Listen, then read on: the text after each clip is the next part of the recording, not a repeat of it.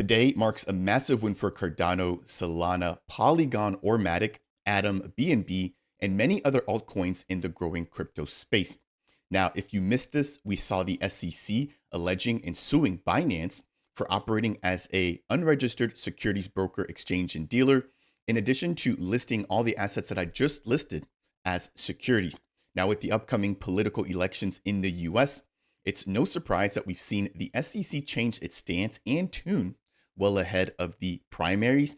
And as a part of today's video, I want to highlight exactly what impact this has on the broader crypto ecosystem and exactly why we're starting to see more politicians get involved with crypto.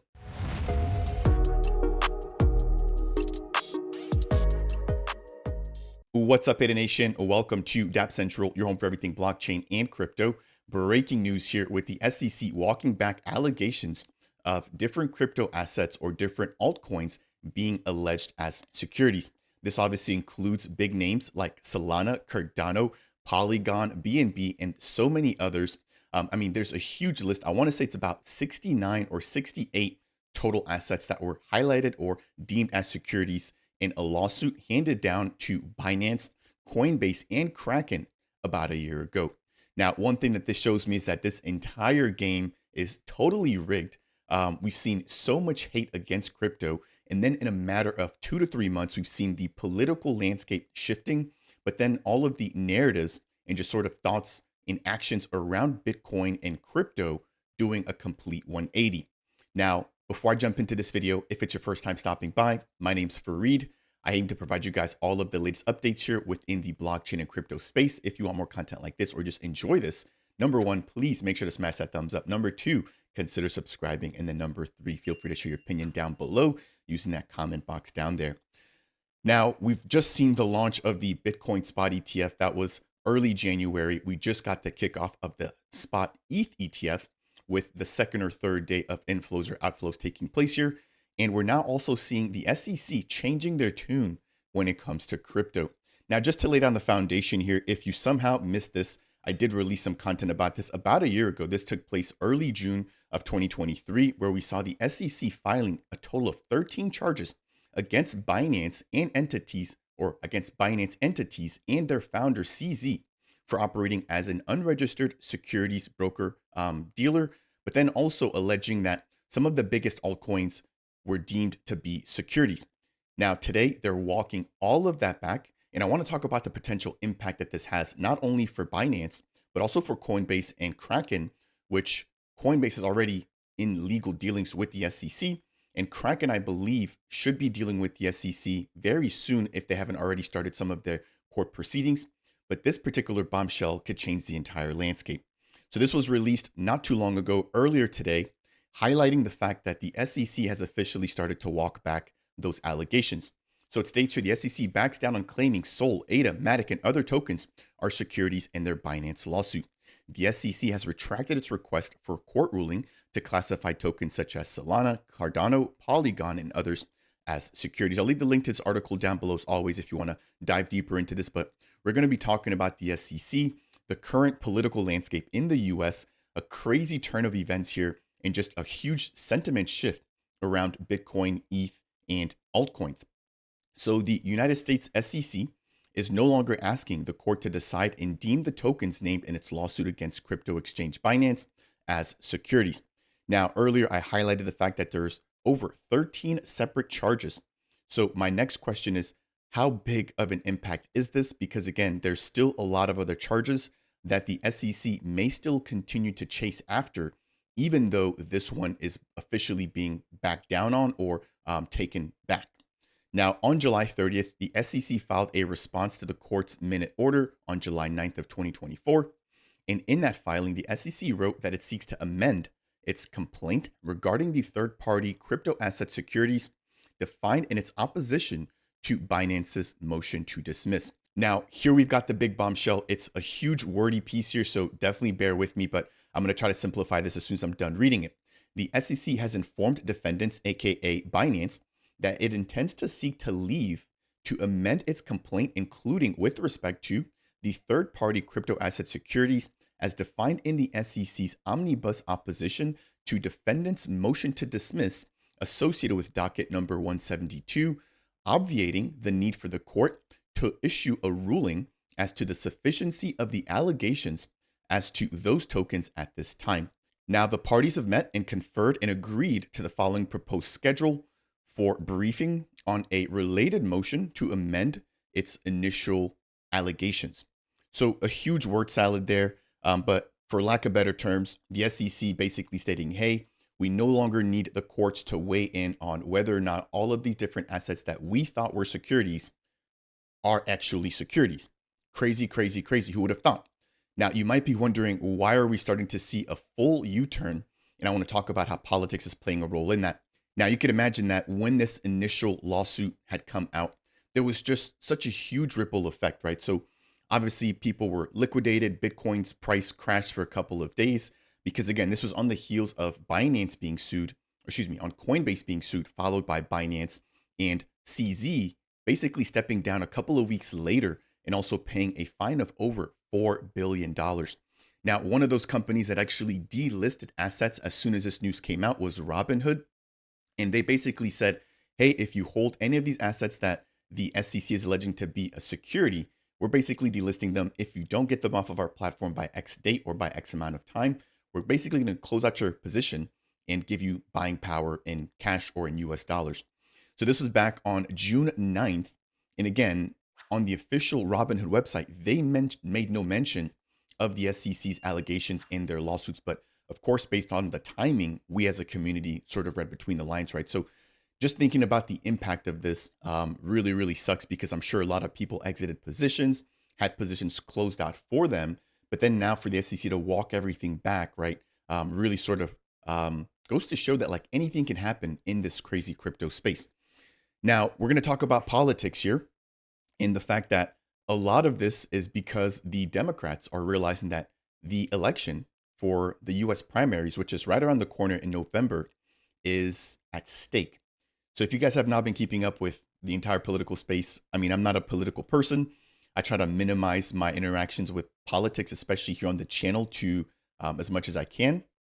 But Joe Biden recently dropped out. He was replaced by Kamala Harris, representing the Democrats. And then we have Donald Trump representing the Republicans. And then we've got RFK representing himself through the independent or a third party. Now, RFK recently showed up at Consensus in Austin, Texas, supporting Bitcoin, talking about how he wants adoption for Bitcoin and how he thinks that right now America needs Bitcoin more than anything. What's crazy is immediately after that, we saw Trump also beginning to show more support and just being more vocal about crypto and Bitcoin assets. I think what they've all basically come to the conclusion of is the fact that the crypto community or the crypto majority will become swing voters or have the potential to become swing votes during this upcoming election. There's over 50 million crypto users within the US alone. And you could imagine that, somebody who's opposing crypto adoption, right, AKA the Democrats, have a huge chance of losing this upcoming election if they don't get on board with the crypto community or appease to the crypto community. Now, that said, Kamala Harris has been very vocal about her distaste for crypto as a whole. But with her now being nominated, she's also shifted her tune. So I want to quickly highlight a couple of pieces here where it states that the SEC retracting its request to issue a ruling follows presidential candidates' attempts to win over pro-crypto US voters. Now, Donald Trump, if you missed it, there was an attempt to basically delete this guy.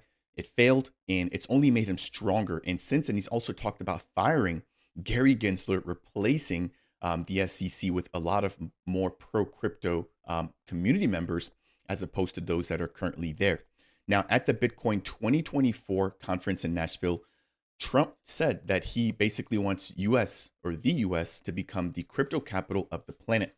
The Republican Party candidate also said that he would fire the SEC's chair, Gary Gensler, on his first day as the president and appoint a pro-crypto advisory council to replace Gary. Now, on July 27th, the Democratic Party members of the U.S. House of Representatives signed a letter calling for the party to take a forward-looking approach to blockchain and digital assets. My thing is they should have been doing this last year. Last year, when they thought that Republicans didn't have a shot to win in this upcoming election, They were basically doing whatever they wanted when it came to the crypto community. Now that they see that there's a potential for them to lose, it seems like they're trying to become our best friends. But I think that it's too late. And obviously, a lot of people read between the lines and understand that this is just a huge move from a politics standpoint. So, really interesting to see again how quickly things change in this space and how quickly they have to act in order to get our votes. Again, is it too late? I mean, the elections are about 3 months out at this point, and I personally feel like Donald Trump has gained a lot of steam. Nothing against RFK. I know Charles has backed RFK, but when I look at him and just look at just the history behind third party or self-represented members who aren't associated or affiliated with the Republican Party or the Democratic Party, there's a really, really low likelihood that they ever win an actual election. I don't think there's ever actually been an independent runner who has won. So it's basically a two-party system. You're either Democrat or Republican. At this point, Democrats don't look too strong, whereas Trump is the exact opposite. After this recent attempt on his life, he's been doing well and actually getting a lot more votes, and people seem to actually be warming up to him. So in closing here, it states that in response to the letter from the Democratic Party to basically ease up on crypto, we have the advisors of the presidential candidate and incumbent Vice President Kamala Harris, who've contacted crypto companies to repair the party's ties to the crypto industry. So is it too late? I definitely think so. But just even shifting out of politics, thinking about what happens now with Coinbase, does the SEC continue to still try and nail down, some of these other charges or some of these other allegations, right? Does Binance or does Coinbase, have an out now? Does Kraken also have an out now, given the fact that those platforms are also targeted with very similar charges that we saw Binance being hit with? So let me know what you guys think down below. Again, it's really, really interesting how quickly things shift in this space. And it's exactly why you have to have a long-term mindset, because while a lot of times things can seem daunting, because I remember thinking about a year ago, we were seeing banks collapsing. We were seeing stable coins depegging. We were seeing these allegations against the biggest crypto exchanges. That was the bottom of the bear market. Since then, we've had a complete 180 when it comes to crypto. Bitcoin has skyrocketed from 20,000 all the way to 70,000. We've seen Trump in favor of Bitcoin. We've seen RFK. We're now starting to see Kamala in favor of Bitcoin. We've seen the Bitcoin spot ETF. We've seen the Ethereum spot ETF all coming out. And this is all really playing towards a much more bullish narrative. So that said, have a long-term mindset. I know I definitely do. Try not to get fudded out by some of these smaller events. Again, I know people were liquidated. People just left the space. People said crypto is over. It's done. It's a scam a year ago. And now it's the next best thing since sliced bread. So I'd love to hear what your thoughts are. Again, I'm not necessarily a politics guy, but today's video has to focus on that because that's exactly why we're seeing the SEC and Gary Gensler undo their prior allegations. But this is a huge win. Again, not just for Cardano, but all of the 60 plus assets that were listed as a part of the initial filings. That said, if you found any portion of today's video to be helpful, I'd appreciate you if you could smash that thumbs up. If it's your first time stopping by and you want more content like this, breaking down everything going on in the crypto space, consider subscribing to the channel. Last but not least, if you have any questions for me as it pertains to this recent article, Cardano, or anything else in the blockchain space, then make sure to leave a comment down below. That said, and as always, I'll see you guys in the next video.